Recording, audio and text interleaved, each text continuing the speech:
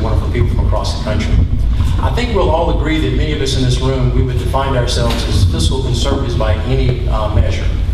And we rely, therefore, on facts, figures, and numbers to govern many of our decisions, more particularly our political decisions. One of the things that we have come to realize the hard way is that that model is fatally flawed and somewhat broken. The big problem is the old rules no longer apply. When it comes to the African American community, pardon me if I use the term the black community, because that's how I perceive myself, to be a black man in America. When it comes to our community, the notion of how we go about getting things done politically is a little bit different.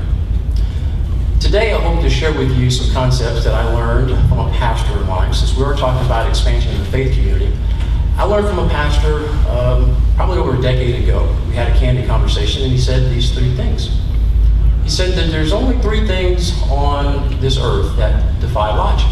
And this is coming from a man who had been a pastor for 20 some odd years, and this information was given to him by someone of very high esteem who had also been a pastor for a long term. He said there's three things that defy logic, and only three things. One is who's friends with who.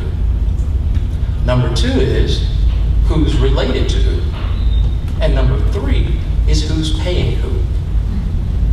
So before we leave today, I would like each of us to contemplate exactly when it comes to reaching out to diverse and minority communities. Let's think about asking those three questions before we do anything further. If we speak to the latter, who's paying who? Right now, an extremely disproportionate number of people of color are getting paid by the federal government. Therein lies a serious problem. We can't just cut everybody off instantaneously, but we have to have a serious conversation about how we get people to being producers and not receivers thereof. So I thank you for coming this evening to find out how we can better message to people in the Black community, the Asian community, and the Latino community.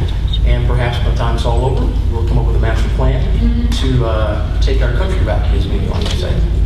Thank you.